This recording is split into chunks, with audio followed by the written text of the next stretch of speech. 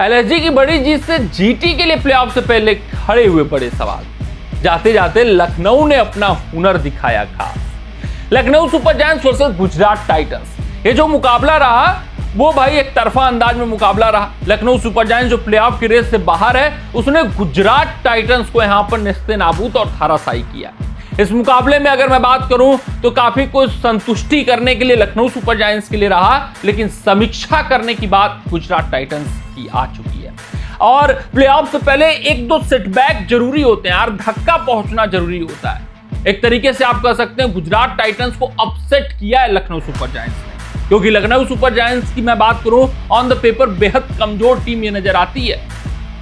और वहां पर गुजरात टाइटंस जो इस संस्करण में टीम टू बीट बनी हुई थी, अपने लूप होल्स को अभी तक वो छुपाए हुए थे, और जो लूप होल्स साफ तौर पे प्रदर्शित होते हैं उन लूप होल्स को वो सामने और उजागर नहीं होने दिए हैं। लेकिन इस मुकाबले में लखनऊ सुपर जायंट्स ने उन लूप होल्स को उजागर कर दिए हैं।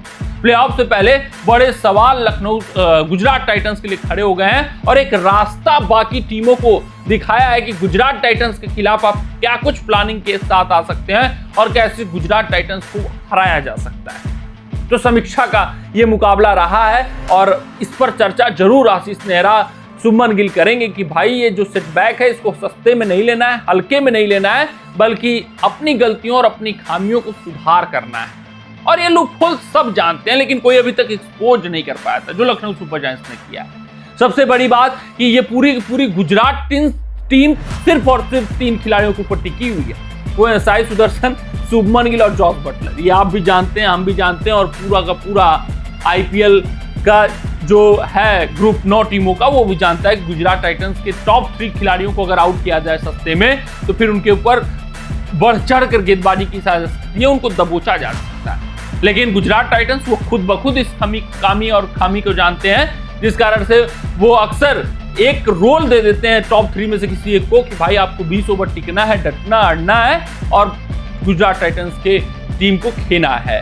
लेकिन आज के मुकाबले में यह हुआ, जब 220-225 रन स्कोर बोर्ड पे टांग दिया गया, तो साई सुदर्शन को भी हिट करना था, शुभमन गिल को भी शॉट लेना था, बटलर को भी शॉट लेना था। मजबूरियां थी इन तीनों खिलाड़ियों की मैं बात करूं, जिस कारण से विकेट फेंके, अंत तक टिक नहीं पाए, और फिर मिडिल ऑर्डर एक्सपोज हुआ। वहां पर मिडिल ऑर्डर में जरूर आप कह सकते हैं कि प्लेऑफ से पहले ये थोड़ी सी बल्लेबाजी कर पाए, ये प्लस पॉइंट है। लेकिन मुकाबला फिनिश करना जो गुजरात टाइटंस पिछले कुछ संस्करणों में की हुई थी, पहले 2 संस्करणों की मैं बात करूं, वो अब इस मिडिल ऑर्डर में दमखम नजर नहीं आता। चाहे मैं रदरफोर्ड की बात कर लूं, चाहे शाहरुख खान की बात कर लूं, और रदरफोर्ड और शाहरुख खान के बाद तो बल्लेबाजी हिच नजर नहीं आती है। आपको अरशद खान दिख जाएंगे, आपको राशिद खान दिख जाएंगे, और राशिद खान के बल्ले में अब वो दमखम नहीं है जो पहले 2 संस्करण में करके दिखाते थे, गुजरात टाइटंस के लिए मुकाबले अपने दम पर जिता देते थे। तो ये जो मिडिल ऑर्डर इनकी बहुत फ्रेजाइल नजर आ रही है, उसमें राहुल तेवतिया का भी नाम शामिल कर लीजिए। भाई साहब, ये इनके लिए समस्या का विषय बन सकता है प्लेऑफ से पहले। वहीं अगर मैं इनकी गेंदबाजी की बात करूं, ये भी साधारण गेंदबाजी है ऑन द पेपर, लेकिन इस बार लाइन लेंथ इन गेंदबाजों ने बहुत सटीक पकड़ रखा है, क्योंकि इनके पास कोच आशीष नेहरा हैं, अव्वल नंबर के कोच हैं, जो भाई साहब हर एक खिलाड़ियों के लिमिटेशंस, हर एक खिलाड़ियों के स्ट्रेंथ को समझते हैं, परखते हैं, और तेज गेंदबाज इनकी निगरानी में, इनकी देखरेख में अपना बेस्ट देकर जाते हैं। चाहे मैं मोहम्मद सिराज की बात करूं, जब आरसीबी से थे, फ्लॉप थे। प्रसिद्ध कृष्णा जब राजस्थान से थे तो कुछ खास नहीं कर पाते थे। फिर वहीं अगर मैं बात करूं तो ईशांत शर्मा, ये भी अब रिटायर हो चुके हैं, वो अब पैनापन इनके में नजर नहीं आता है। और अरशद खान हो, चाहे रबाडा हो, ये सभी खिलाड़ी, इसमें रबाडा एक चैंपियन खिलाड़ी है, बाकी सब तो साधारण ही गेंदबाज आपको दिखेंगे, लेकिन सबने बेहतर प्रदर्शन किया है।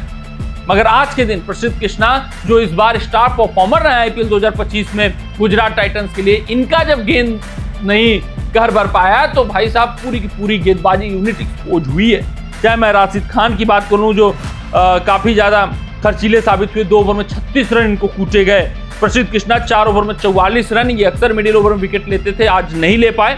और अरशद खान 3 ओवर में 36 रन, सिराज 4 ओवर में 37 रन। तो आप देख सकते हैं सबके सब लिमिटेशंस है। चाहे मैं सिराज की बात करूं, अरशद की बात करूं, राशिद की बात करूं, उनका फॉर्म इस संस्करण में अच्छा नहीं रहा है। तो प्रसिद्ध कृष्णा, अगर इनको आप एक्सपोज करोगे, इनको अगर आप अंडर द रडार लोगे, अगर इनके खिलाफ रन बनाओगे, तो गुजरात टाइटंस के अन्य गेंदबाज दबाव में आएंगे। जैसे मुंबई टीम को एक्सपोज करना है, मुंबई के खिलाफ रन बनाना है, तो बुमराह को अटैक कर दो। अगर आपके अंदर ऐसा आपके पास वैसा बल्लेबाज है कि जो बुमराह के खिलाफ रन बना सकता है, अगर ऐसा आप कुछ कर सकते हैं तो फिर मुंबई इंडियंस तुरंत उनका पैनिक बटन दबेगा।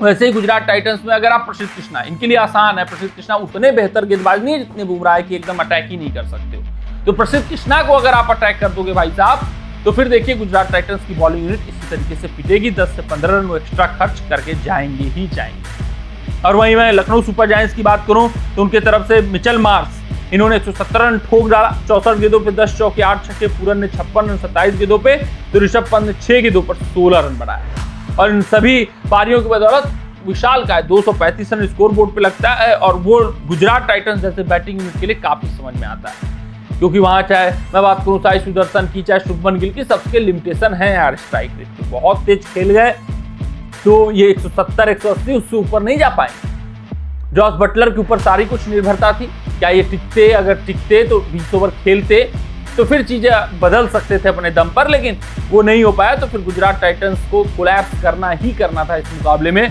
कुछ दमखम भी नहीं था। शाहरुख खान ने जरूर अपना हुनर दिखाया है, लेकिन भाई साहब जब मुकाबले खत्म हो जाते हैं, जब दबाव नहीं रहता है, तब टैलेंट नहीं, जब प्रेशर का बात रहता है, जब वहां पर चाहिए होता है तो टैलेंट दिखाना, तब आप समझ में आता है कि नहीं कुछ खास है आप में। तो ये मिडिल ऑर्डर जरूर एक्सपोज हुई है।